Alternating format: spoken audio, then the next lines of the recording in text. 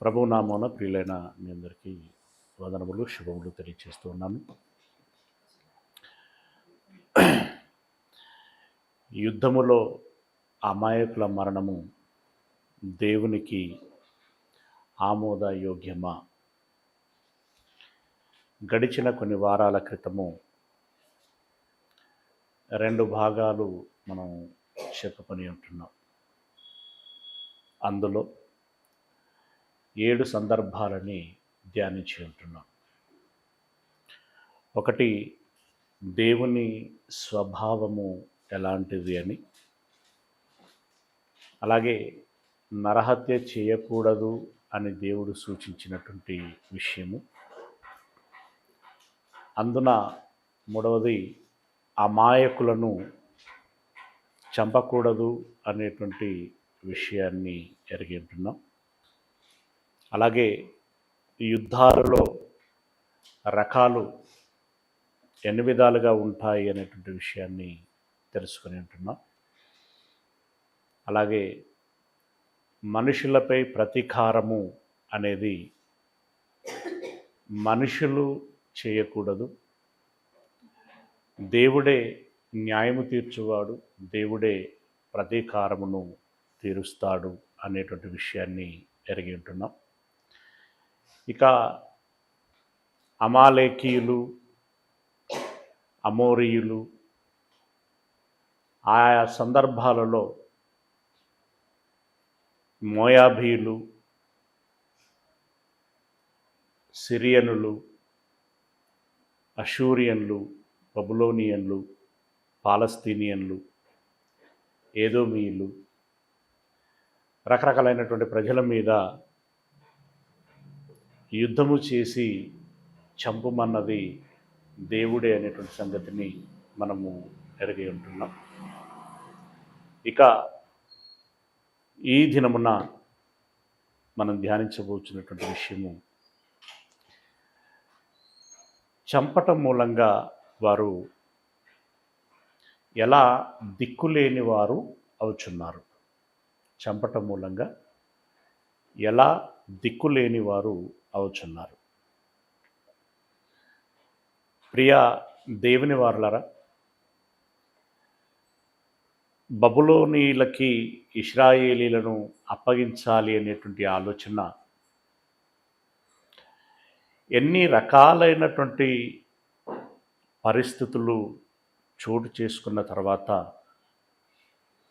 దేవుడు ఆ నిర్ణయం తీసుకున్నాడు అనేటువంటి విషయము మనకు తెలిసిందే. చివరగా రాజులు పరిపాలిస్తున్నటువంటి కాలంలో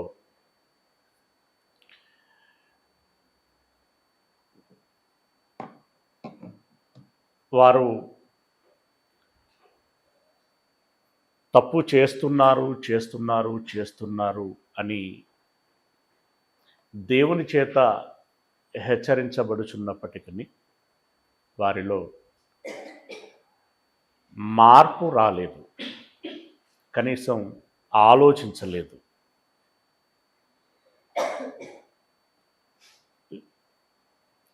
అనేకులైనటువంటి ప్రవక్తలని పంపించాడు. మనము క్రిందటి బైబిల్ స్టడీస్లో వారంలో 2 దినములు జరుగుతున్నటువంటి పాఠాలలో గమనించి ఉంటున్నాం. ఒక హోషియా, ఒక ఆమోసు, ఒక యోవేలు, ఒక ఓబద్య, యోనా, మీకా, ఇలా అనేకులైనటువంటి ప్రవక్తలతో పాటు ప్యారలల్గానే ఒక యెషయా లాంటి ప్రవక్తతో ప్రకటింపచేసినటువంటి దేవుడు ఇక బిగ్గరగా, అలాగే తీవ్రమైనటువంటి హెచ్చరికతో హబక్కు గారు కోరుకున్నట్టుగా సంవత్సరము నూతన కార్యములు చేస్తూనే మా పట్ల మీరు ప్రేమను కూడా కనపరచండి, వాత్సల్యమును జ్ఞాపకం చేసుకోండి అని విన్నపించుకున్నట్లుగానే ఇప్పటికైనా ఆలోచించండి, ఇప్పటికైనా మారండి, నా యొక్క కృప మీ పట్ల ఉంటుంది, నేను నా మనస్సును మార్చుకుంటాను అని దేవుడు చెప్పాడు. మార్చుకోవచ్చునేమో, జాగ్రత్త పడండి అని చెప్పి యిర్మీయా గారు చెప్పారు. అయినా ఒక్కరంటే ఒక్కరు కూడా సరే అని అన్నటువంటి వారు లేరు. సరే అని అనకపోగా ఇలాంటి మాటలు మరొకసారి మా ముందు మాట్లాడకు అని హెచ్చరించారు. అసలు ఏమీ జరగనే జరగదు, దేవుడు అలా చేయనే చేయడు, చెర పట్టబడము అని చెప్తూ వచ్చారు. కొంతకాలానికి మొదటి దఫాలో చెర పట్టబడినటువంటి వారిని ఉద్దేశించి కూడా వారిని దేవుడు విడిపిస్తున్నాడు, ఇది నా మాట అన్నట్లుగా అబద్ధములను బోధించేటువంటి వారు ప్రకటిస్తూ వచ్చారు. ప్రజలు వారి మాటలనే విన్నారు తప్ప యిర్మీయా గారి మాటని, దేవుని యొక్క మాటని వారు వినలేదు. వినకపోగా యిర్మీయాను నోరు మూయమన్నారు, యిర్మీయాను భయపెట్టారు, యిర్మీయాను బురద ఉన్నటువంటి బావిలో దించేశారు, యిర్మీయాను చంపటానికి అనేక రకాలైనటువంటి ప్రయత్నాలు చేశారు, చెరసాలకు కూడా పంపించినటువంటి పరిస్థితి. ఇన్ని రకాలైనటువంటి బాధలు పెట్టిన తర్వాత యిర్మీయా గారు బహు ఆవేదనతో దేవునికి విన్నపించుకుంటున్నటువంటి విన్నపము ఏంటి అంటే, మొదటగా ఆయన తన వృత్తిలో ముందుకు సాగుతున్నటువంటి తరుణంలో దేవుడు వారిని అప్పగించాలి అనేటువంటి నిర్ణయం తీసుకున్నటువంటి తరుణంలో, దేవా క్షమించండి, కనికరించండి, కృప చూపించండి, అప్పగించకండి, చంపకండి, వారిని కాపాడండి, రక్షించండి అని విన్నపించుకున్నటువంటి ఆయనే, ఆ నోరే మరలా ఏమని మాట్లాడింది? అలా మాట్లాడింది అనంటే ఆయన ఎంత విసిగిపోతే, ఎంత బాధపడితే ఆ మాట అంటాడు అనేటువంటి విషయాన్ని మనం గమనించాల్సినటువంటి అవసరత ఉంది. అదే ఈ యిర్మీయా గ్రంథము 18వ అధ్యాయము 19వ వచనం నుండి చదువుకుందాం. 18వ అధ్యాయము 19వ వచనం నుండి, యెహోవా నా మొర్ర ఆలకించుము, నాతో వాదించు వారి మాటను వినుము, వారు నా ప్రాణము తీయవలనని గుంట త్రవ్వియున్నారు. చేసిన మేలునకు ప్రతిగా కీడు చేయవలెనా? మేలు కలగవలనని వారి మీద నుండి నీ కోపము తప్పించుటకై నీ సన్నిధిని నిలిచి నేను వారి పక్షముగా మాటలాడిన సంగతి జ్ఞాపకము చేసుకొనుము. నేనేమని మీకు ప్రార్థన చేశానయ్యా? మీకేమని నేను మొరపెట్టుకున్నాను, విన్నపించుకున్నాను? నీ కోపము తప్పించుమని నీ సన్నిధిలో నిలిచి వారి పక్షముగా నేను మాటలాడాను కదా, వారి పక్షముగా నేను ప్రార్థించాను కదా. అలా వారి కోసం, వారి యొక్క మేలు కోసం ప్రార్థిస్తూ వారి మేలు కోసం నేను ప్రకటిస్తున్నప్పుడు వారు నా కోసము గుంటలు తవ్వి ఉన్నారు. వారి మేలుకై నేను పాటుపడుతూ ఉంటే నాకలా కీడు చేయటానికి వారు సిద్ధపడవచ్చా అని ఏకరువు పెట్టుకుంటూ 21వ వచనంలో అంటున్నాడు, వారి కుమారులను క్షామమునకు అప్పగింపుము. ఇది వరకు వారిని క్షమించుమని అడిగాను దేవా, కానీ ఇప్పుడు నేను అడుగుతున్నాను మళ్ళీ, వారి కుమారులను క్షామమునకు అప్పగింపుము, ఖడ్గ బలమునకు వారిని అప్పగింపుము. వారి భార్యలు పిల్లలు లేని వారై విధవరాండ్రగుదురుగాక, వారి పురుషులు మరణహతులగుదురుగాక, వారి యవ్వనులు యుద్ధములో ఖడ్గము చేత హతులగుదురుగాక. నన్ను పట్టుకొనుటకు వారు గొయ్యి త్రవ్విరి, నా కాళ్లకు ఉరులనొగ్గిరి. వారి మీదికి నీవు ఆకస్మికముగా దండును రప్పించుట వలన వారి ఇండ్లలో నుండి కేకలు వినబడునుగాక అని అంటున్నాడు. ఎంత తీవ్రమైనటువంటి ప్రార్థన అండి, ఎంత తీవ్రమైనటువంటి ప్రార్థన, ఎంత కోపంతో, ఎంత బాధతో అతడు చేస్తున్నటువంటి ప్రార్థన అండి. ఏమంటున్నాడు?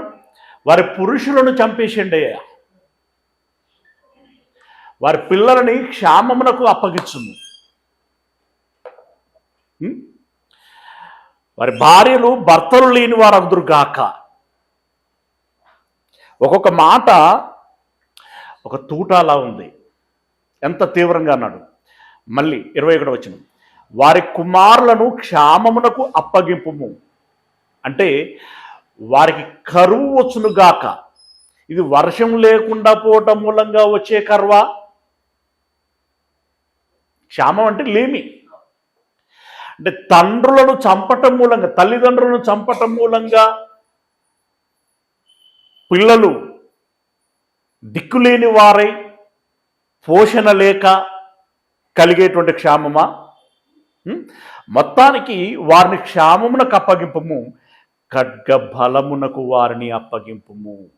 ఖడ్గ బలము అంటే ఎవరిని దృష్టిలో పెట్టుకుని చెప్తున్నాడు ఆ మాట? అయ్యా మీరు బబులోనీలకి అప్పగిస్తాను అనంటే నేను వద్దన్నాను కదా, లేదు వాళ్ళకి అప్పగించండి, వాళ్ళకి అప్పగించటమే న్యాయము అని అంటున్నట్టుగా మాట్లాడుతున్నాడు.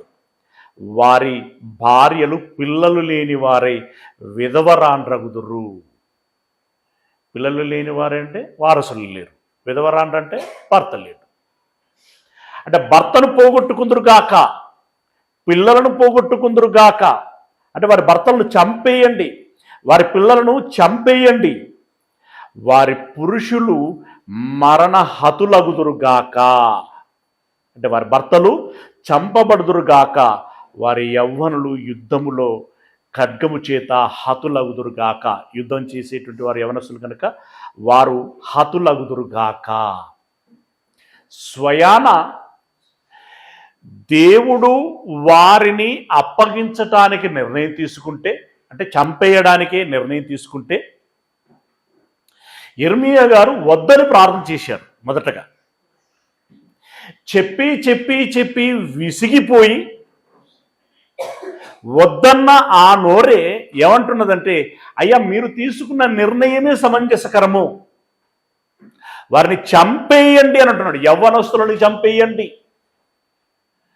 భర్తలను చంపేయండి, పిల్లలను చంపేయండి, ఉన్న వారికి క్షామమును కలిగించండి, మొత్తానికి నాశనం చేయండి అని యిర్మీయా గారు ప్రార్థన చేశారు. నేను గతంలో మీకు చెబుతూ వస్తున్నాను, నేరుగా ఈ మాట చదివితే మనకెవరికి రుచించదు.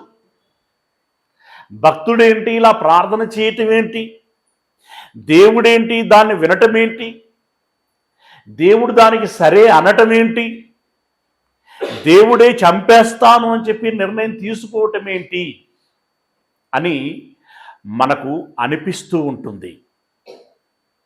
ప్రియులారా,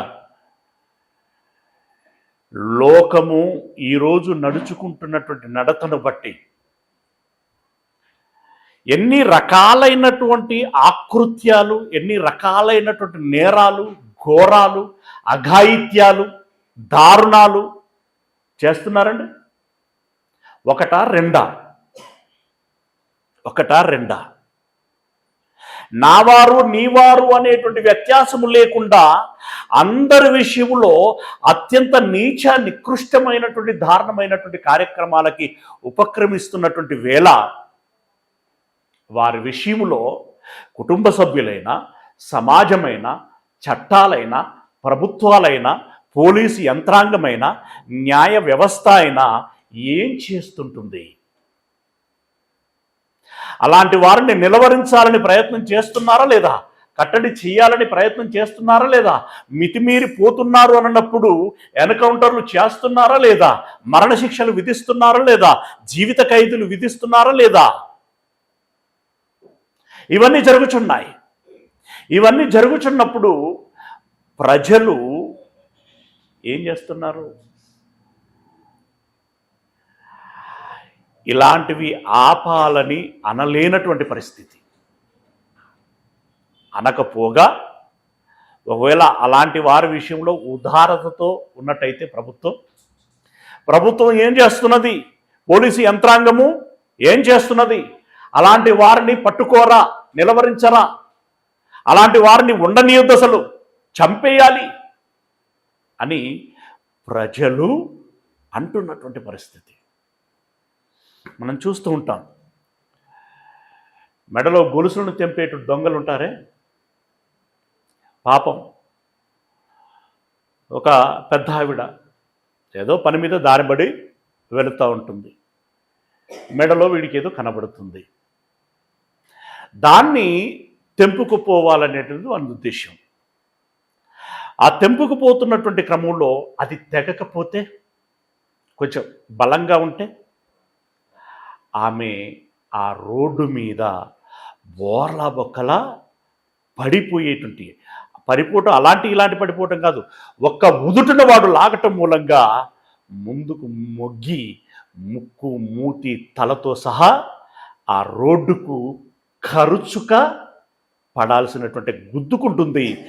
ప్రాణాలే పోయేటువంటి పరిస్థితి పోవచ్చు, ప్రాణాలు పోవచ్చు, మెడ విరిగిపోవచ్చు, మోకాళ్ళు పగిలిపోవచ్చు, ఏదైనా జరగచ్చు, ప్రాణాలే పోవచ్చు కదా. ఇప్పుడు అలాంటి దొంగతనాలు వరుసగా చేస్తున్నారనుకోండి, వారి విషయంలో ఏం చేయాలి? కౌన్సిలింగ్ ఇచ్చినా వర్కౌట్ అవ్వట్లేదు, తల్లిదండ్రులు హెచ్చరించినా వర్కౌట్ అవ్వట్లేదు, చట్టాలతో భయపెట్టినా వర్కౌట్ అవ్వట్లేదు. అలాంటి వారిని ఏం చేయాలి? పండు వృద్ధులైన మనవరాండ్ల వయసులో ఉన్నటువంటి వారిని చెరుపుతున్నారు. అలాంటి వారిని ఏం చేయాలి? కొన్ని చూస్తుంటే ఎంత తీవ్రంగా కనబడుతూ ఉంటుందండి, ఎంత తీవ్రంగా కనబడుతుంటుంది. ఏదో రెక్కాడితే కానీ డొక్కాడనేటువంటి పరిస్థితుల్లో తన పిల్లలను పోషించుకోవాలి, మంచి చదువులు చెప్పించుకోవాలి, వారిని ప్రయోజకులను చేసుకోవాలని చెప్పేసి అడ్డా మీదకి వచ్చి కూలీలుగా ఉంటారు కొంతమంది. నా ఇంటి దగ్గర పని ఉన్నది, వస్తావా అని చెప్పేసి తీసుకెళ్ళి నిర్మానుష్య ప్రాంతంలోనికి తీసుకెళ్ళి అత్యాచారం చేసి ఇది మరల బయటపడకూడదు అనేటువంటి ఉద్దేశంతో అత్యాచారమే ఒక తీవ్రమైనటువంటి విషయం అయితే ఏకంగా ఏం చేసేస్తున్నారు? హత్యలు చేసేస్తున్నారు. ఇలాంటి వారిని ఏం చేయాలి? దేవుడు ఎందుకు నిర్ణయం తీసుకున్నాడు అని అన్నప్పుడు ఇవన్నీ ఆలోచించాలి మనం. సూర్యునికి క్రొత్తదేమీ లేదు, జరిగినవే జరుగుతూ వస్తున్నాయి. దేవుడే ఇలాంటి వారిని తీసేయాలని నిర్ణయం తీసుకున్నాడు అంటే ఎందుకు తీసుకున్నాడు అనేటువంటిది మనం ఆలోచించాలి. ఒక ఇర్మియా లాంటి భక్తుడు అయ్యా వారిని చంపేయండి అని అంటున్నాడు అనంటే ఒక భక్తుడిగా అతని నోట ఆ మాట ఎలా అనగలిగాడు అని మనం ఆలోచించినప్పుడు వీటినన్నిటిని మనం పరిగణలోనికి తీసుకోవాలి. ఒక్కొక్క ప్రాంతంలో ఒక్కొక్క రకమైనటువంటి నేరం, మొత్తానికి నేరం, రూపములు వేరే ఉండొచ్చు, మొత్తానికి నేరం. ఇలాంటి వారి విషయంలో దేవుడు తీసుకుంటున్నటువంటి నిర్ణయాలను బట్టి మనము అర్థం చేసుకోవలసినటువంటి వారమై ఉంటున్నాం. వారిని చంపేయండి. నన్ను పట్టుకొనుటకు వారు గొయ్యి త్రవ్విరి, నా కాళ్లకు ఉరుల నొగ్గిరి. వారి మీదికి నీవు ఆకస్మికముగా దండును రప్పించడం వలన వారి ఇండ్లలో నుండి కేకలు వినబడునుగాక. రప్పించండి ఆ సైన్యాన్ని, రప్పించండి, దండయాత్ర చేయించండి. ఒక్క ఉదుటిన వాళ్ళ ఇండ్ల మీద పడాలి వాళ్ళు. ఆ ఇండ్లలో నుండి ఆర్తనాదాలు వినబడాలి దేవా, ఆర్తనాదాలు వినబడాలి. నాకు మరణం రావాలనని వారు నా మీద చేసిన ఆలోచన అంతయు నీకు తెలిసి ఉన్నది. వారి దోషమునకు ప్రాయశ్చిత్తము కలగనీయకుము. వారి దోషాలను మీరు క్షమించకండి అయ్యా. అది మామూలు విషయం కాదు. వారు మీ సన్నిధిని తొట్టిల్లుదురుగాక. నీకు కోపము పుట్టు కాలమున, నీకు కోపము పుట్టు కాలమున వారికి తగిన పని చేయుము. ఇది ఒక దేవుడు తీసుకున్నటువంటి, మన దేవుడు ఈ సృష్టికర్త తీసుకున్నటువంటి నిర్ణయాన్ని భక్తుడు, మీరు తీసుకున్న నిర్ణయం ఏదైతే ఉందో అది సబబేనయ్యా, సమంజసకరమేనయ్యా, మీరు వారిని చంపేయండి అని అంటున్నాడు. మనం ఏం ఆలోచిస్తున్నాం? మన టైటిల్ ఏంటి? ఈ యుద్ధములో అమాయకుల మరణము దేవునికి ఆమోదయోగ్యమేనా అనంటే, ఇప్పుడు జ్ఞానమున్న వివేకమున్న ఏ వ్యక్తి అయినా సరే ఇక్కడ అది ఆమోదయోగ్యమా కాదా అనే సంగతి తానే చెప్పగలడు, తానే చెప్పగలడు. అయితే ఇక్కడ యిర్మీయా గారు అలా ప్రార్థన చేశారు. అదే యిర్మీయా గారు రాసినటువంటి విలాప వాక్యములలో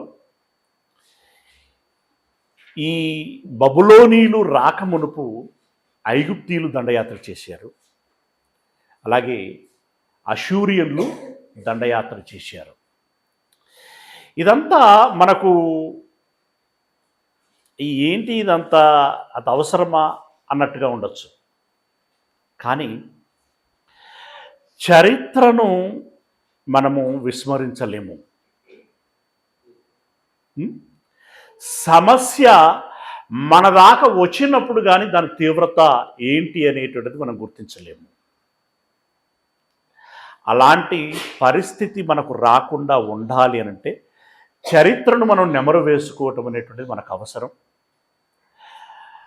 దేవుని మనస్తత్వము ఎలా ఉంటుంది అని తెలుసుకొని దాన్ని బట్టి మనం జాగ్రత్త పడటము అనేటువంటిది కూడా మనకు అవసరం. అసలు మనం జాగ్రత్త పడుటకే ఈ సంగతులన్నీ తెలియచేయబడుచున్నాయి. ఇది చరిత్ర, దేవుడు తీసుకున్నటువంటి నిర్ణయాలు, ఆయన అమలు చేసినటువంటి కార్యములు, ఆయన అమలు చేసినటువంటి కార్యములు. ఆ అష్యూరియన్ లాంటి వాళ్ళు దండయాత్ర చేసినప్పుడు జరిగినటువంటి ప్రాణ నష్టాలను బట్టి అప్పుడు యిర్మీయా మరియు ఇశ్రాయేలీలు అందరూ కలిసి దేవునికి చేసుకున్నటువంటి విన్నపం ఒకసారి మనం గమనించినట్లయితే విలాప వాక్యములు 5వ అధ్యాయం, విలాప వాక్యములు 5వ అధ్యాయము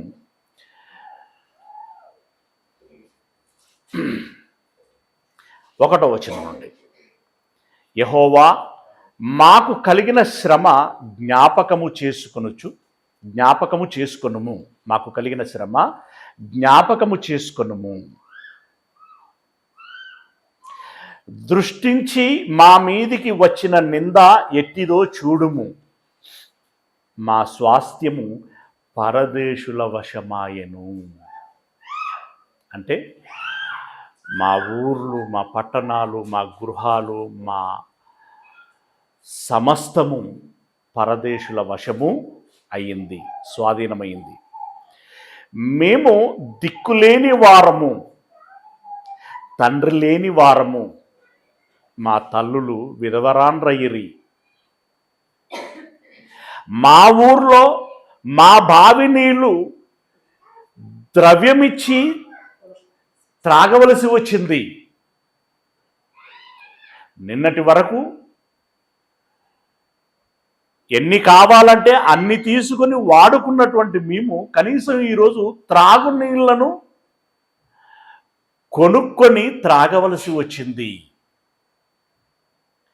క్రయమునకు కట్టెలు తెచ్చుకుంటేమి. ఎంత రిస్ట్రిక్టెడ్ అయిపోయిందో చూడండి. వీళ్ళ అడవులు, వీళ్ళు వీళ్ళు అవసరమైతే వీళ్ళు పెంచుకున్న చెట్లు, వాటిని వాడుకోవాలంటే ఏం చేయాల్సి వచ్చిందట? ఎవరైతే దండయాత్ర చేసి దాన్ని ఆక్యుపై చేశారో వాళ్లకు డబ్బులు ఇచ్చి కట్టెలు కొనుక్కోవాల్సి వచ్చింది, త్రాగు నీళ్లు కొనుక్కోవాల్సి వచ్చింది. మా తల్లులు విధవరాళ్ళయ్యారు, మేము తండ్రి లేని వారమయ్యాం, మా తండ్రులు చంపబడ్డారు అని బాధను వ్యక్తం చేశారు. యాక్చువల్గా ఇదొక అనుభవం కదా. ఈ దండయాత్ర ఈ సందర్భము ఏ సందర్భంలో జరిగింది అని అంటే, వీళ్ళు అష్యూరియన్లు దాడి చేసినటువంటి సందర్భంలో జరిగింది. మరి వీళ్ళు దాడి చేసిన సందర్భంలో జరిగినటువంటి సంఘటన బట్టి అయినా వీళ్ళ తర్వాత కదా చివరగా బబులోనీలు దండయాత్ర చేసింది. ఆ లోపైన వీళ్ళు ఏం చేయాలి? జాగ్రత్త పడాలి కదా, ఆలోచించాలి కదా, మారాలి కదా. ఏంటి మొండి వైఖరి? ఏంటి ఈ సాహసం? పిల్లరా, నిజంగా ఇది కొంచెం అంతుపట్టనటువంటి అర్థం కానటువంటి విషయం. ఒక మాటలో మనం చెప్పగలిగేది ఏమైనా ఉంటుందా అనంటే అది మాయా, ఒక మూర్ఖత్వం. ఇంకా దానికి పర్యాయ పదాలు చెప్పాలంటే సాతాను యొక్క ప్రభావం. ఇస్కరియోతు యూదా ఎందుకు అప్పగించాల్సి వచ్చింది? పోయి మళ్ళీ ఎందుకు గురేసుకోవాల్సి వచ్చింది? ఏం అర్థం కాదు. మనుషుల యొక్క సైకాలజీ ఏదో కొంత చదివి కొంత అర్థం చేసుకొని వాటి గురించి మాట్లాడుకోవటమే తప్ప పరిపూర్ణంగా చెప్పలేము. ఈవెన్ దో సైన్స్ ఇంత డెవలప్ అయినా కూడా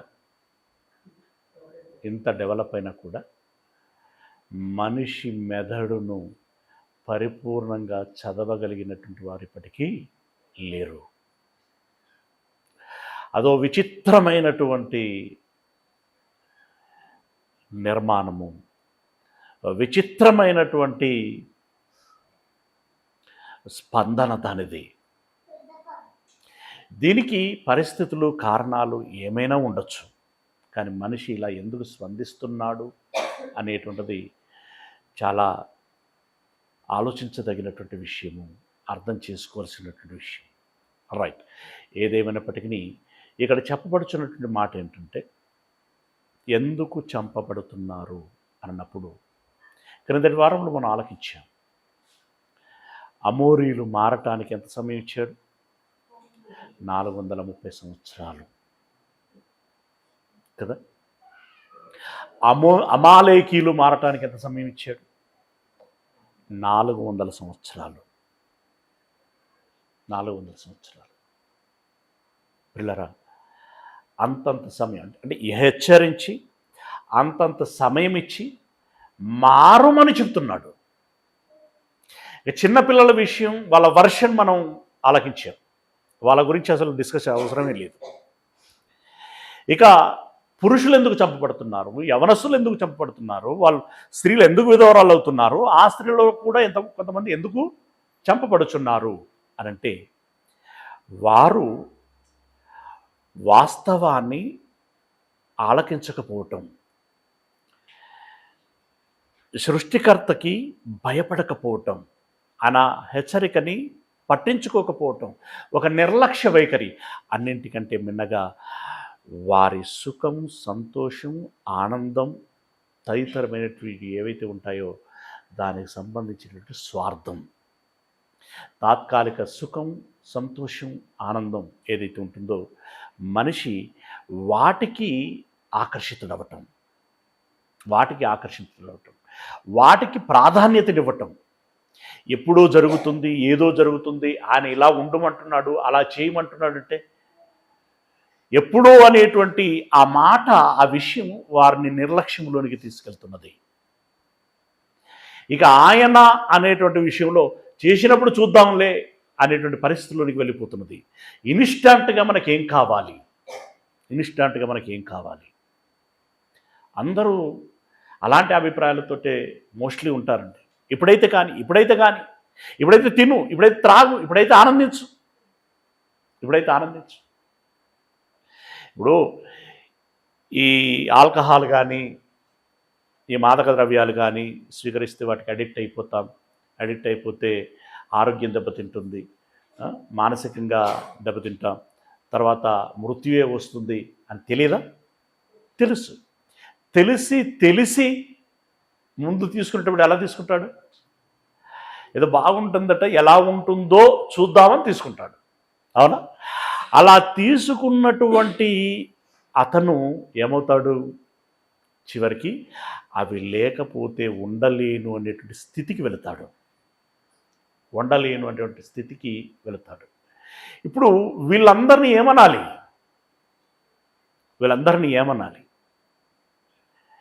వాటికి బానిసలైపోయారు కదా. ఇప్పుడు వీరిని ఎవరు హెచ్చరించాలి, ఎవరు నిర్మూలించాలి, ఎవరు వారిని కంట్రోల్లో పెట్టాలి? ఏంటి పరిస్థితి? ప్రియులారా, ఇలా ఏ రకమైనటువంటి ఉన్మాదమైతే జరుగుచున్నదో, ఎన్ని కుటుంబాలు కకావికాలమైపోతుంటాయండి. వారి యొక్క ఆనందం, సంతోషం, ఇప్పుడు ఆ రుచి చూడాలి అనేటువంటి ఒక తాత్కాలిక ఆనందం, అప్పుడు ఒక క్యూరియాసిటీ ఉంటుందేమో వాళ్ళకి, ఒక ఆనందం, ఆ తాత్కాలికము అనేటువంటి దాని కోసము వెళ్ళినటువంటి తాను తర్వాత ఏమైపోతాడు? శాశ్వత కాల బానిసగా మారిపోతాడు. అలాగే ఈ నేత్రాశ, ఈ శరీరాశ తదితరమైనటువంటి ఏవైతే ఉన్నాయో వాటికి ప్రాధాన్యతనిస్తున్నటువంటి మనిషి దీర్ఘకాలపు భవిష్యత్తును గురించి పట్టించుకోవటం లేదు. ఆ ప్లేస్లో తల్లిదండ్రులు చెప్పినా వినటం లేదు, గురువులు చెప్పినా వినటం లేదు, వైద్యులు చెప్పినా వినటం లేదు, సామాజిక శాస్త్రవేత్తలు చెప్పినా వినటం లేదు. అంటే ఈ కౌన్సిలింగ్ చేస్తూ ఉంటారు కదా, వీళ్ళెవరు చెప్పినా కూడా వినటం లేదు. మరి అలాంటి వారు చూస్తూ ఉంటాం కదా, ఈ మాదక ద్రవ్యాలకి బాగా అలవాటు పడిపోయిన తర్వాత వాళ్ళ బ్రెయిన్ వాళ్ళ చేతిలో ఉండదు. ఏం చేస్తారు? కత్తులు, బ్లేలు పట్టుకొని, రాళ్ళు పట్టుకొని, కర్రలు పట్టుకొని నడి రోడ్ల మీద చాలా దారుణంగా ప్రవర్తిస్తూ ఉంటారు. అలాంటి వారిని కంట్రోల్ చేయాలంటే ఏం చేయాలి? చట్టం వారిని అరెస్ట్ చేయాలి. ఆ తదుపరి ఏం చర్యలు తీసుకోవాలో ఆ చర్యలు తీసుకోవాల్సినటువంటి పరిస్థితి. అంటే ఇవన్నీ ఎందుకు చెప్తున్నానంటే, దేవుడే ఇలా నిర్ణయం తీసుకోవటం ఏంటి, భక్తులే ఇలా ప్రార్థన చేయటం ఏంటి అనేటువంటి దానికి నేను చెప్తున్నటువంటి మాట. రెండవది, భర్తలను చంపి భార్యలను విధవరాలుగా చేయటం ఏ మేరకి దేవునికి న్యాయం అని అడిగేటువంటి వాళ్ళు ఉంటారు కదా. పిల్లలకి తండ్రి లేనటువంటి వారినిగా చేయటం ఎంతవరకు సమంజసకరం అని అడిగేటువంటి వారు ఉంటారు కదా. వాళ్ళందరికీ సమాధానం ఇది. అలాంటి వాళ్ళందరికీ సమాధానం, రైట్? దిక్కులేని వారు అవుతున్నారు. నిజంగా ఒకసారి ఆలోచించండి. ఏ ఊరికి ఆ ఊరు. ఇప్పుడు మనది బెల్లంపల్లి అయితే బెల్లంపల్లి, మన బెల్లంపల్లి ప్రజలు ఎలా ఉన్నారు, మన చిన్నపెండ్యాల ప్రజలు ఎలా ఉన్నారు, మన దుండిగల ప్రజలు ఎలా ఉన్నారు, మన సూరారం ప్రజలు ఎలా ఉన్నారు? ఒక మాటలో చెప్పాలంటే ఏం చెప్తారండి? మా ధర్మాపురం ఇట్లా అందరికి ఉంటాయి కదా, మేడ్చేల్, అత్తివెల్లి, కంబాలపల్లి, అదేమూరు, అక్కళ్ళ అవ్వగారు ఊరు, మైసిరెడ్డిపల్లి, వీటన్నిటి చెప్పండి. ఒక మాటలో చెప్పాలంటే ఏం చెప్తారు? మంచి చెడు. వీటిలో ఏం చెప్తారు? మా ఊరు మంచిదంటారా చెడ్డదంటారా? సింగిల్ వర్డ్, మళ్ళీ ఎక్స్ప్లెనేషన్ అంటే మళ్ళీ అది వేరే వస్తుంది. సింగిల్ వర్డ్లో చెప్పాలంటే మా ఊరు మంచిదంటారా చెడ్డదంటారా? మీకే క్లారిటీ లేదా?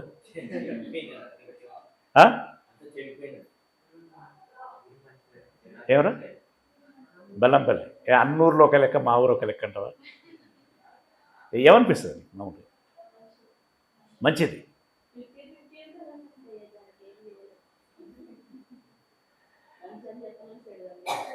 50-50లో 50-50లో అంటే 50 చెడ్డది నీ దృష్టిలో, ఇంకో 50 ఉంది కదా. ఆ 50లో భూతద్దం పెట్టి చూద్దామా?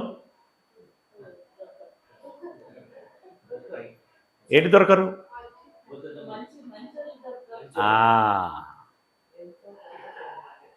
ఇక్కడ మంచి అనేటువంటి మనకు ఎలా కనబడుతుందంటే, నిన్నటి పాఠంలో ఎక్కడో చెప్పాను.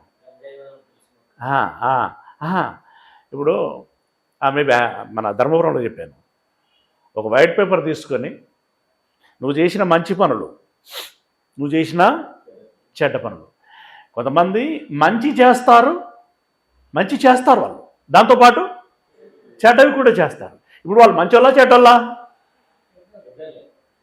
మంచి చూసిన వాళ్ళు మంచోళ్ళు అనుకుంటారు, చెడు చూసిన వాళ్ళు అంటే మన కనబడింది, మనకు తెలిసిన దాన్ని బట్టి మనం జడ్జిమెంట్ చేస్తూ ఉంటాం. కానీ అన్నిటినీ చూడగలిగేటువంటి వాడు దేవుడు. అదొక వ్యక్తిగతంగా తనదంటూ ఒక జీవితం ఉంటుంది. ఆ జీవితంలో వారు ఏం చేశారు అనేటువంటి దాన్ని బట్టే విషయం తెలుస్తూ ఉంటుంది. రాజుల గారి కాలంలో, ఇశ్రాయేలు రాజుల గారి కాలంలో ఒక మాట రాయబడి ఉంటున్నది. రాజుల గ్రంథము మొదటిది 8వ అధ్యాయము. రాజుల గ్రంథము ఆ రోజుల్లో నుండే చెప్పబడిచినటువంటి మాటలు. 8వ అధ్యాయము 46వ వచనం. రాజుల గ్రంథం మొదటిది 8వ అధ్యాయము 46వ వచనం ఏమన్నాడు? పాపము చేయని వాడు ఒకడును లేడు. ఈయన తప్పందమా?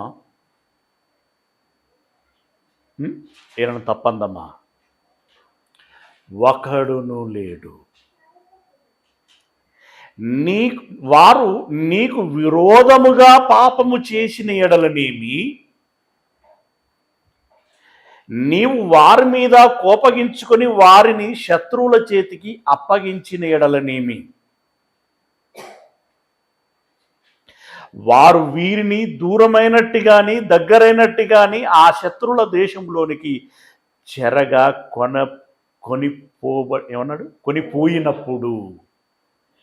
కొనిపోయినప్పుడు అంటే వాళ్ళు ఎందుకు కొనిపోబడుతున్నారు అనంటే ఇక్కడ వివరణిస్తున్నాడు. వాళ్ళు ఎందుకు చెరపట్టబడుతున్నారు అనంటే, పాపము చేయని వాడు ఒక్కడు కూడా లేడు అని అంటున్నాడు. ఇది ఎంత తీవ్రమైనటువంటి విషయం చెప్పండి. ఇది ఎంత తీవ్రమైనటువంటి విషయం. ఇప్పుడు దేవుడు వీరందరినీ పరిశుద్ధులు అని అనాలా? పుణ్యాత్ములు అని అనాలా? న్యాయవంతులు అని అనాలా? దేవుని ఎడల మంచి భయము భక్తి కలిగినటువంటి వారు అని అనాలా? ఏమనాలి వీరిని? ఒక్కడు కూడా లేడటండి, ఒక్కడు కూడా లేడు. అవును కదా. ఇక రోమపత్రికలో చెప్పబడినటువంటి మాట ఏంటి? రోమపత్రికలో 3వ అధ్యాయం 23వ వచనంలో చదవండి. రోమపత్రిక 3వ అధ్యాయము 23వ వచనంలో. రోమపత్రిక 3వ అధ్యాయం 23వ వచనం.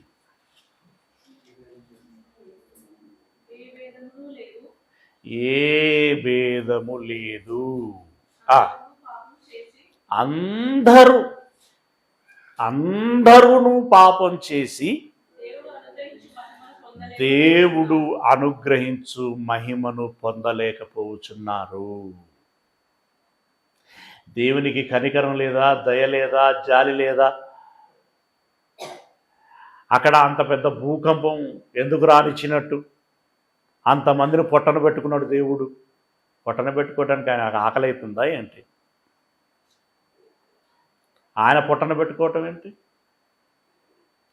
ఆయన పొట్టన పెట్టుకున్నాడు అని మాట్లాడుతున్నావు కానీ అప్పటి వరకు అక్కడి జనుల వాసము, వాళ్ళ యొక్క మనస్సు ఏంటి అనేటువంటిది అర్థం చేసుకోలేకపోతున్నారు, ఆలోచించలేకపోతున్నారు.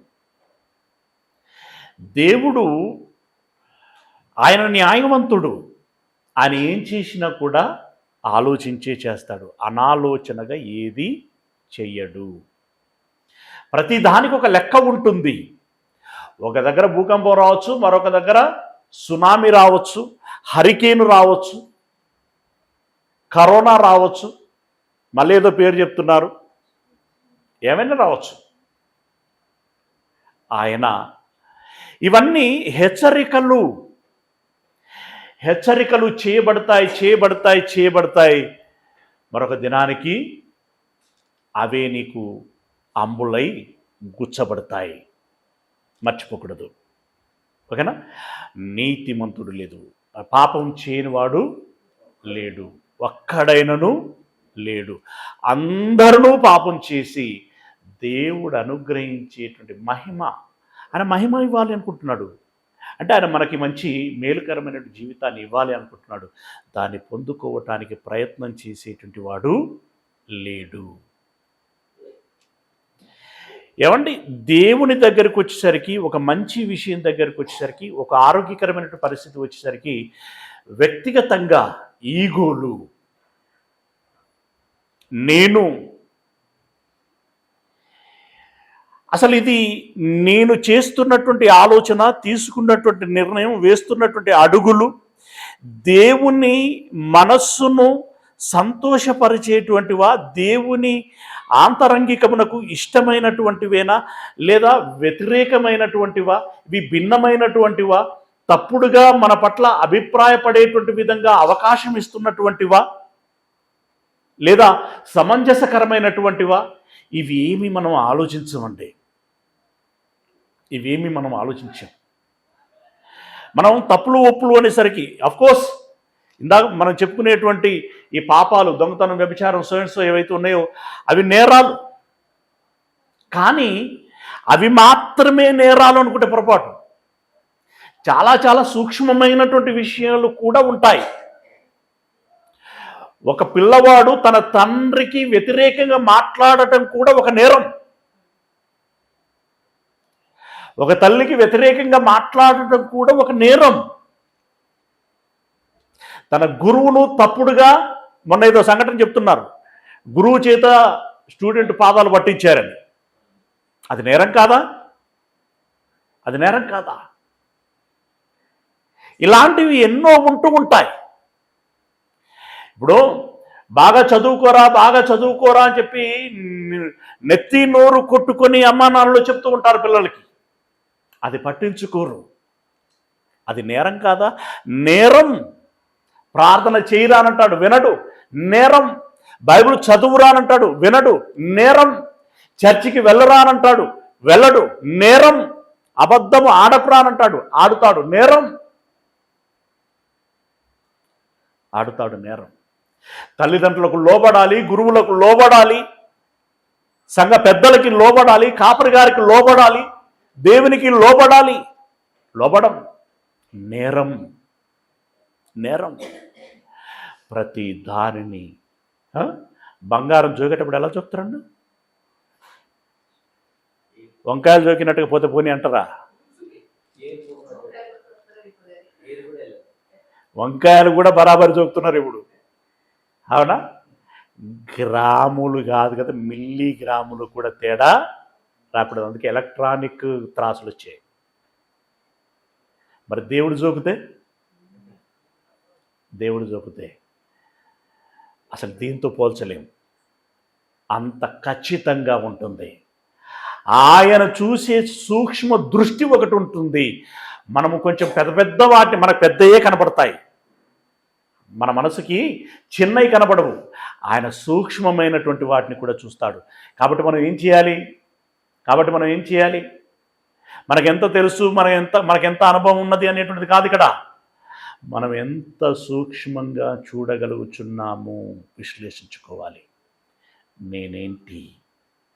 నా కొడుకు చెప్పుకునేటప్పుడు, నా కూతురికి చెప్పుకునేటప్పుడు, నా భార్యకు చెప్పుకునేటప్పుడు, నా పిల్లలకు చెప్పుకునేటప్పుడు అన్నప్పుడు నా దేవుడు చెప్పిన మాటను నేనేం చేస్తున్నాను అని చూసుకోవాల్సినటువంటి అవసరత ఉంటుంది. మనం మాట్లాడే మాట, మనం తీసుకునేటువంటి నిర్ణయం, మనం చేసేటువంటి పని ఏదైనా సరే ఇది దేవునికి నచ్చుతుందా? సమాజానికి మేలు చేస్తుందా? దేవుణ్ణి మహిమపరిచేటువంటి విధంగా ఉంటుందా? లేదంటే అవమానం తీసుకొచ్చేటువంటి విధంగా ఉంటుందా? ఎదుటివారు ఏలెత్తి చూపించేటువంటి అవకాశం ఉంటుందా? అన్యులు ఏ విషయంలో నిన్ను దుర్మార్గులని అంటున్నారో ఆ మాట రాకుండా చూసుకోండి అని అంటాడు. ఇలా ప్రతి విషయాన్ని మనం సూక్ష్మంగా చూసుకోవలసినటువంటి అవసరత ఉంది. ఎవరిది వారికి బాగా తెలుస్తుంది. నేనేంటి అని క్వశ్చన్ చేసుకోవాలి. గతము నేనేంటి, ఇప్పుడు నేనేంటి, నేను ఐఎమ్ అ రైట్ పర్సన్ అని క్వశ్చన్ చేసుకోవాలి. I'm I right person? ఏమేమి వేసుకోవాలి? నీ గురించి నేను చెప్పలేను. కొన్ని తెలుస్తాయి నాకు, కొన్ని తెలియవు. ఎవరికి వారికి బాగా తెలుస్తాయి. నేనంటున్నాను దేవుడు పొల్లును కూడా పొనివడు. నీ దేహంతో చేసినటువంటి ప్రతి పని, అది మంచిదైనను సరే చెడ్డదైనను సరే, దానికి లెక్క అప్పగించవలసి ఉంటుంది. ఏమన్నాడు? వ్యర్థంగా మాట్లాడు ప్రతి మాటకు నువ్వు సమాధానం. అది విమర్శలోనికి వస్తుంది, విమర్శించబడుతుంది. అంటే విమర్శించబడటం మీన్స్ తీర్పులోనికి వస్తుంది. దానికి సమాధానం చెప్పుకోవలసినటువంటి అవసరత ఉంటుంది. కొన్నిసార్లు మనం పొరపడుతూ ఉంటాం. ఎలా అనంటే ఇది కరెక్టేనేమో అనుకుంటూ ఉంటాం. అది మనకేమనిపిస్తుంది అంటే అది కరెక్టేమో అనిపిస్తూ ఉంటుంది, కరెక్టే అని అనిపిస్తూ ఉంటుంది. కానీ కరెక్టా కాదా అనేటువంటిది కూడా ఒక్కొక్కసారి కరెక్టే అని మనల్ని మనమే మోసం చేసుకుంటాం. నేను చేసేది కరెక్టే అని మనం అనుకుంటాం, కానీ తీరా చూస్తే అది తప్పుగా ఉంటుంది. ఇలా అనేక విషయాలను మనం చూసుకోవాల్సి ఉంటుంది. నీతిమంతుడు పాపము చేయనటువంటి వాడు లేడు అని అంటున్నాడు. అలాగే ప్రసంగి గ్రంథం చూడండి, ప్రసంగి గ్రంథం 7వ అధ్యాయం 20వ వచనం. ప్రసంగి గ్రంథము 7వ అధ్యాయము 20వ వచనం. 7వ అధ్యాయము 20వ వచనం చదవండి.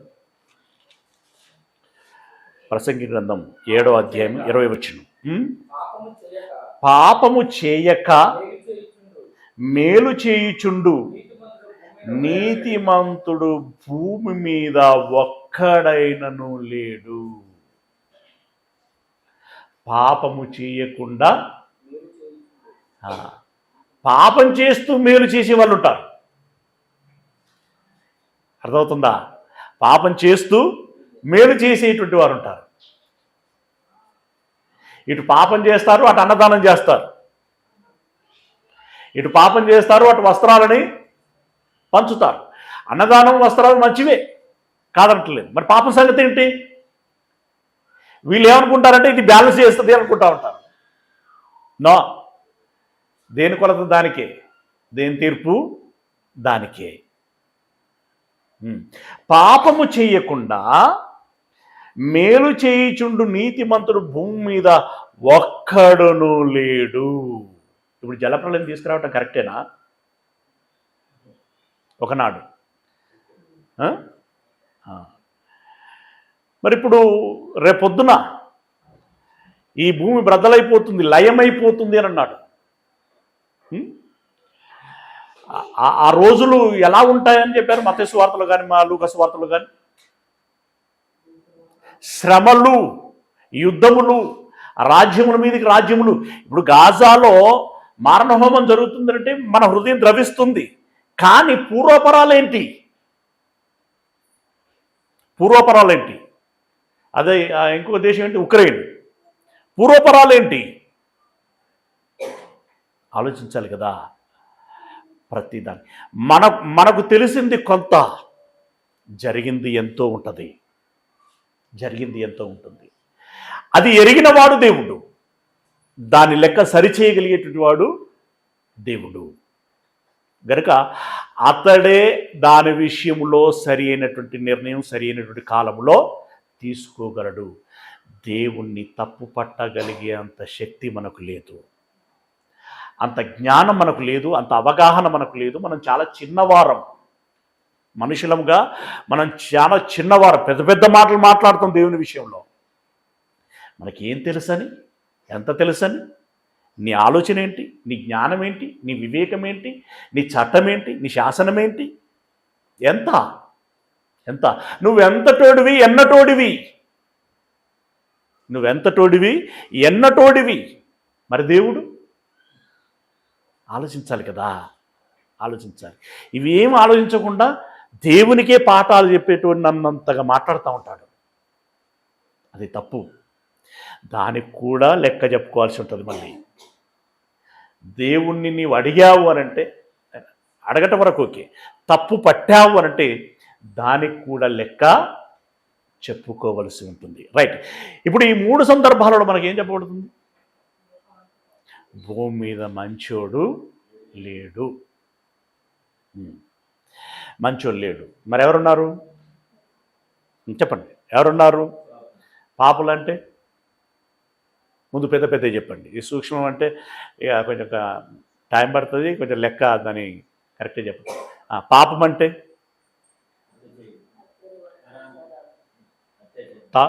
సాటి వారిని చంపేయటం.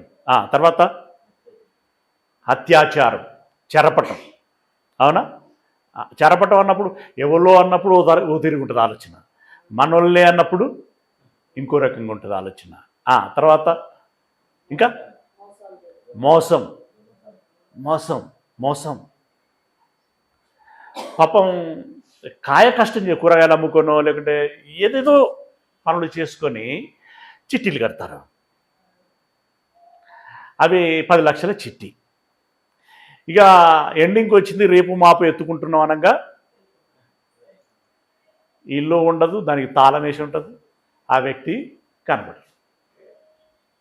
దాన్ని ఏమంటారు? ఎన్ని కుటుంబాలు బజార్లో పడ్డాయి అలా, ఎన్ని కుటుంబాలు ఆత్మహత్యలు చేసుకోవాల్సి వచ్చింది. మీరు క్రైమ్ న్యూస్ చూడండి.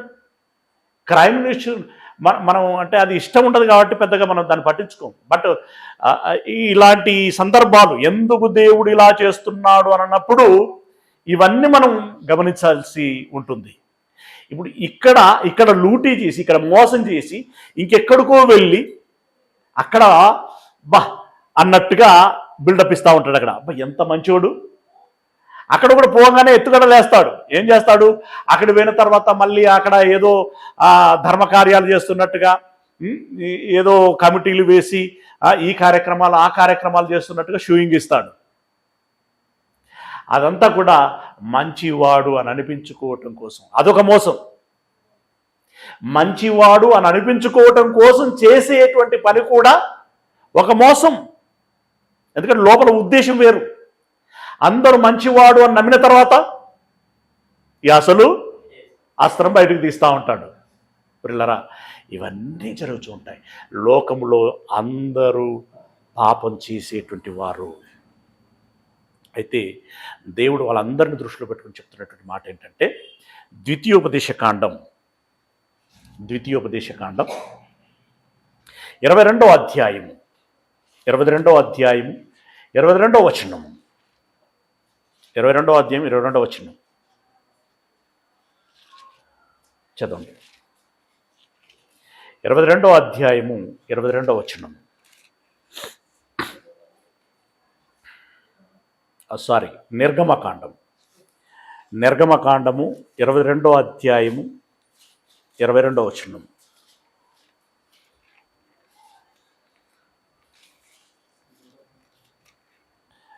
ద్వితీయోపదేశకాండమే చాలా కష్టపడి తీసినాం, మళ్ళీ నిర్గమకాండం అనేసి.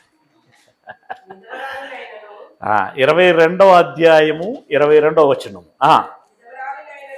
విధవరాలినైనను దిక్కులేని పిల్లలనైనను బాధ పెట్టకూడదు.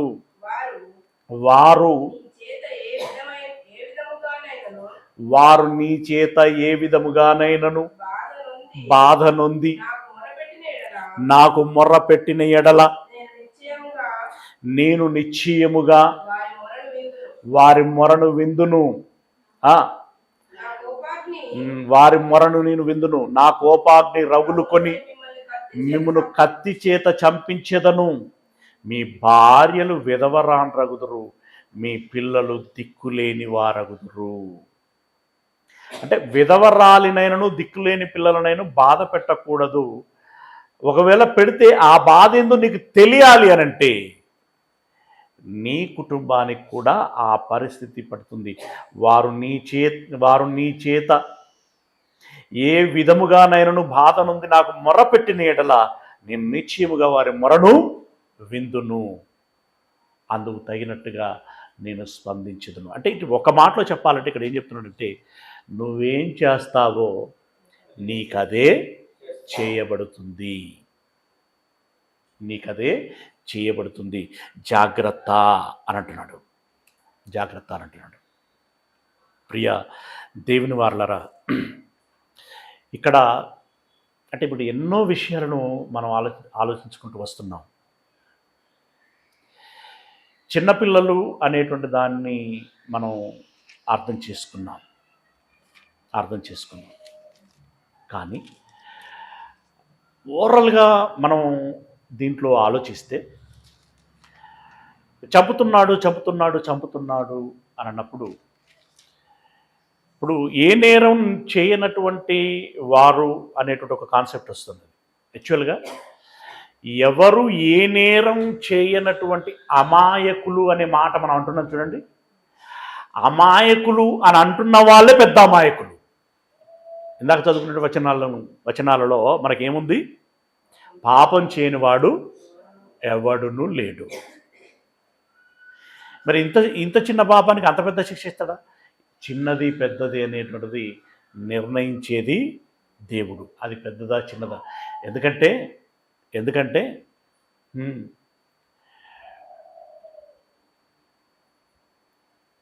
పంక్చర్ షాప్ కాడ గాలి పెట్టే వ్యక్తి ఉంటారు కదా, జాగ్రత్తగా గాలి పెట్టాలి. ఎలా పడితే అలా ఇలా గెలుక్కుంటూ పెట్టిన అనుకోండి, ఏం దెబ్బతింటుంది? నల్లి దెబ్బతింటుంది. అవునా? నల్లి అంటేనే నల్లి అంతే ఉంటుంది. చిన్నగా ఇలా గెలికిండు పెట్టినప్పుడు ఉంది. కొంత దూరం పోయిన తర్వాత అంటే ఈయన స్పీడు 40, 60, 80, 100 వెళ్ళిపోతున్నది. నల్లు ఊడిపోయింది. బండి ఏమవుతుంది? అది బైక్ కావచ్చు, కారు కావచ్చు, బస్సు కావచ్చు, కారు కావచ్చు. అప్పుడు ఏం జరుగుతుంది? పెద్ద ప్రమాదం జరుగుతుంది. ఇప్పుడు ఇక్కడ నేరస్తుడు ఎవరు? బండి నడిపిన డ్రైవరా? గాలి నింపిన ఇతడా? కానీ పట్టుకునేది ఎవరిని? చట్టం డ్రైవర్ని చూస్తుంది. అంతేనా? చట్టం డ్రైవర్ని చూస్తుంది. కానీ దేవుడు ఎవరిని చూస్తాడు? గాలి పెట్టిన వ్యక్తిని చూస్తాడు. అవునా? అలాగే ఇప్పుడు మనం ఈ తప్పు ఆ తప్పు చూడటం అనేటువంటిది మన లెక్కల్లో మనం చూస్తూ ఉంటాం. కానీ దేవుడి లెక్కలు వేరుగా ఉంటాయి. అంత జాగ్రత్తగా మనం ఆలకించాలి. అంత జాగ్రత్తగా మూలాలు ఏంటి, దాని పరిస్థితులు ఏంటి అనేటువంటిది ఆలకించాలి. ఆ క్రమంలో ఆయన చెప్తున్నటువంటి మాటలు ఏంటంటే, వీరికి ఇలా జరిగిపోయింది, వారు అలా చంపబడ్డారు, ఇలా చంపబడ్డారు అని చెప్పేసి మీరు అనుకుంటూ ఉంటారు. అయితే ఒక విషయం ఏంటంటే, ఎవరైనా ఎవరి చేతిలోనైనా చంపబడ్డారు అనంటే లేదా నేనే ప్రకృతి విపత్తులతో చంపేశాను అనంటే చంపేసే అధికారం నాకున్నది. అయితే చంపబడుచున్నారు అని మీరు అనుకుంటారు. చంపబడుచున్నటువంటి వారిలో నేను మరలా బ్రతికిస్తున్నది ఎంతమందిని అనేటువంటిది మీరు ఎరగరు. ఆ మాటే ద్వితీయోపదేశకాండంలో చెప్తున్నాడు. ఇప్పుడు చూడండి 32వ అధ్యాయము 39వ వచనము. 32వ అధ్యాయము 39వ వచనము. 32వ అధ్యాయము 39వ వచనము. ఇదిగో నేనే దేవుడను, నేను తప్ప వేరొక దేవుడు లేడు. చంపేవాడను నేనే, బ్రతికించేవాడను నేనే. యేసయ్య ఆ చివరి ప్రార్థనలో ఉన్నప్పుడు పేతురు గారు చంపేశారు. పేతురుని కత్తి తెచ్చుకోమన్నది యేసయ్య, అవునా? పేతురు గారు చెవి నరికేశారు. అయ్యో నా చెవి పోయిందని బాధపడ్డాడు. మళ్ళీ యేసయ్య ఏం చేశాడు? చెవిని అతికించాడు. అంటే అతికించగలిగాడు అంటే అతికించినటువంటి వాడు చెవి నరకబడింది అంటే కత్తి తెచ్చుకోమనంటే పరోక్షంగా నరికించిన వాడయ్యాడు. అది ఎందుకు అనంటే దానికో సబ్జెక్ట్ ఉంది, అది వేరు. అంటే ఇప్పుడు అతికించగలిగేటువంటి వాడికి నరికే వెసులుబాటు ఉంది, నరికే అధికారం ఉంది. అలాగే బ్రతికించేటువంటి వాడు, అసలు బ్రతికించకపోవటం కూడా పక్కకు పెడితే అసలు జన్మనిచ్చిన వాడే దేవుడు. ఆ కుమ్మరివాడి గురించి ఆలోచిస్తాం కదా. కుండ చేసిన వాడికి కుండ మీద అధికారం ఉన్నట్టు ఈ జనులకి జన్మనిచ్చినటువంటి దేవుడికి ఈ జనుల మీద అధికారం ఉంది ఏం చేసుకోవటానికైనా. అలాగని ఆయన అన్యాయంగా ప్రవర్తించేటువంటి వాడు కాదు, వారికి నష్టం చేసేటువంటి వాడు కాదు. వారి జీవితం ఏదైతే ఉంటుందో దాన్ని బట్టి న్యాయము తీర్చేటువంటి వాడు. అయినప్పటికీ ఎవరైనా ఇప్పుడు మనం గమనించాల్సి, అమాయకులు మనం అనుకుంటున్నాం. బట్ అమాయకులు ఎవరు లేరు. వారు కూడా వారిదైన శైలిలో వారికున్న పరిస్థితుల మేరకి, వారికి ఉన్నటువంటి సోర్స్ మేరకి వారు కూడా పాపాలు చేస్తూ వెళుచున్నటువంటి వారే.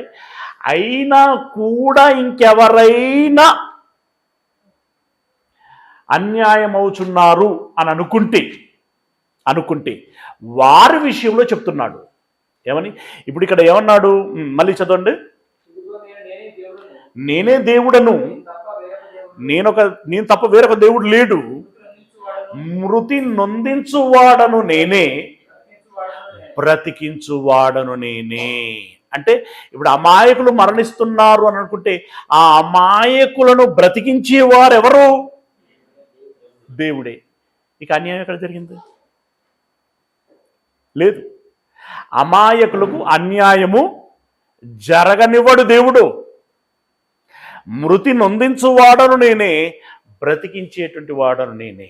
ఆ బ్రతుకు ఎలాంటి బ్రతుకు? మరి శాశ్వతమైనటువంటి బ్రతుకు, నిత్య జీవం కదా. అలాంటి గొప్ప జీవితాన్ని నేను ఇస్తాను అని అంటున్నాడు. ఇప్పుడు అబ్రహాము తన కుమారుణ్ణి అసలు ఎంత విశ్వాసులకు తండ్రి అని ఆయన గురించి గొప్పగా చెప్తా ఉంటారు. ఏందయ్యా, కన్న కొడుకును బలివ్వటానికి వెళ్ళినవాడు ఆయనేం తండ్రి, ఆయనేం భక్తుడు, ఆయన ఏంది అనేటువంటి ఆ ప్రశ్న కూడా మరి ఎవరైనా అడిగినలో లేదో నాకు తెలియదు, కానీ రావడానికి అవకాశము ఉంటుంది. మనం చదువుతున్నప్పుడు మనకు కూడా ఒక తండ్రి కొడుకును కాళ్ళరెక్కలు కట్టేసి కట్టెల మీద పడుకోబెట్టి కత్తెత్తాడు అనంటే అప్పుడు ఆగు అనకపోతే వేసేటోడే కదా. ఆయన ఏం తండ్రి అనేటువంటి క్వశ్చన్ వస్తూ ఉంటుంది కదా. మనం అనుకుంటున్నట్టుగా అతడు నేరస్తుడు కాదు, అలాగని ఆలోచన లేనటువంటి వాడు కాదు. ఆయన పెద్ద జ్ఞాని. అబ్రహాం చాలా మేధావి. ఎందుకు ఎత్తాడట చూడు, ఎందుకు నరకాలనుకున్నాడో చెప్పాడు చూడండి. హెబ్రీలో రాసిన పత్రిక 11వ అధ్యాయము 17వ వచనంలో నుండి. హెబ్రీలో రాసిన పత్రిక 11వ అధ్యాయము 17వ వచనంలో నుండి.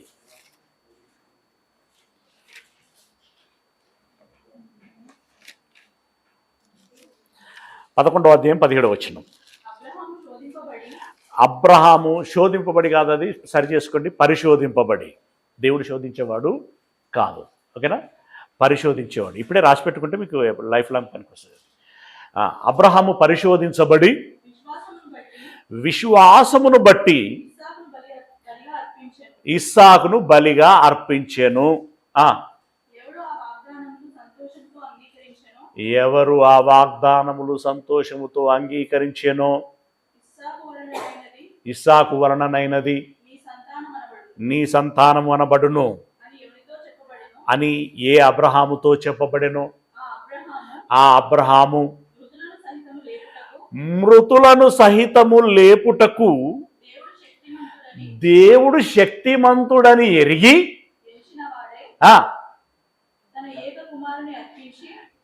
అంటే దేవుడు మృతులను సహితము లేపగలిగేటువంటి వాడని ఎరిగిన వాడై తన ఏక కుమారుణ్ణి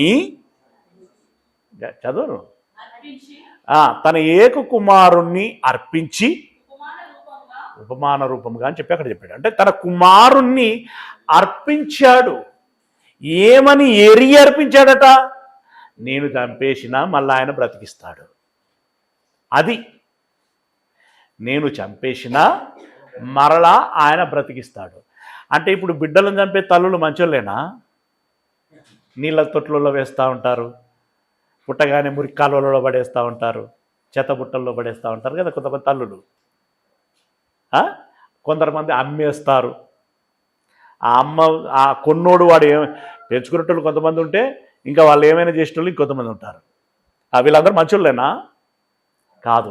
నువ్వు ఏ మనస్సుతో చేశావు అనేటువంటిది అక్కడ ఇంపార్టెంట్. అవునా? ఇప్పుడు అబ్రహాము నేరస్తుడు కాదు, అలాగనే అమాయకుడు కూడా కాదు. ఆయన చాలా తెలివైనటువంటి వాడు. ఆయనకు తెలిసిన విషయం ఏంటంటే నేను చంపేసిన దేవుడు బ్రతికిస్తాడు. మరి చంపమన్నది ఎవరు ఇక్కడ? దేవుడు. దేవుడు ఏమన్నాడు మరి? చంపేవాడను నేనే, మరలా బ్రతికించేటువంటి వాడను నేనే. ఇక మధ్యలో నాకేం సమస్య? అంటే ఇప్పుడు మనం దీంట్లో ఏం ఆలోచిస్తున్నాం అంటే అమాయకులు అనేటువంటి యాంగిల్లో మాత్రమే దీన్ని నేను ఎక్కువగా ఆ పాయింట్ ఆఫ్ వ్యూలో మాత్రమే మాట్లాడుతున్నాను నేను. మళ్ళీ దాని రిలేటెడ్ క్యారెక్టర్లు కొన్ని ఉన్నాయి, వాటిని కాస్త టచ్ చేస్తున్నాను అంతే, దాన్ని ఎక్కువగా నేను ఫోకస్ చేయట్లేదు. ఇప్పుడు ఇసాక్ అమాయకుడే కదా అక్కడ మన భాషలో. ఇసాక్ నేరస్తుడు అని ఇంకోటి మనం ఆలోచించకూడదు కదా. ఆయనేమో చంపమన్నాడు, ఈయనేమో చంపేశాడు. మధ్యలో ఎవరిని బలి చేశారు? అదే కదా మన భాషలో, అదే కదా. ఆయన చంపమన్నాడు, ఈయన చంపేశాడు. మధ్యలో బలైంది పాపం ఇస్సాకు. ఇక్కడ పాపము అనుకునేంత సీన్ ఉందా? లేదు. పాపము అనుకునేంత సీన్ లేదు. ఎందుకంటే అంటే ఇది ఒక జ్ఞానము, ఈ పరిపూర్ణ అవగాహన ఉన్నటువంటి వారు అర్థం చేసుకోగలరు. ఏంటది? ఇస్సాకు ఇక్కడ నష్టపోయేదేమీ లేదు, అతడు బ్రతికించబడతాడు. ఇంకా చెప్పాలంటే ఆ ధన్యత దక్కలేదు ఇస్సాక్కి. ఇప్పుడు నిజంగానే అప్పుడు చంపబడి ఉంటే డైరెక్ట్ జెట్ స్పీడ్ కంటే స్పీడ్లో పరదేశకు వెళ్ళేటువంటి వాడు. ఆ ధన్యత దక్కలేదు. ఇప్పుడు యోబు భక్తుడే కదా, తన పిల్లలు చంపబడ్డారు కదా. ఆవిడ ఏమన్నాడు?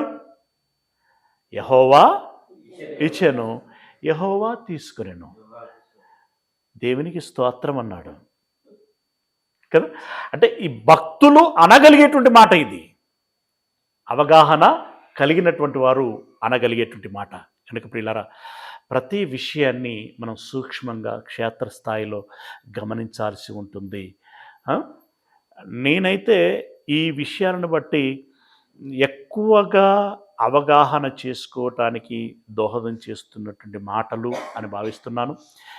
ఇది వినగలిగినటువంటి వారు, గమనించుకోగలిగినటువంటి వారు ఎక్కువగా తెలుసుకోవటానికి, అవగాహన పెంచుకోవటానికి అవకాశం ఉంటుంది.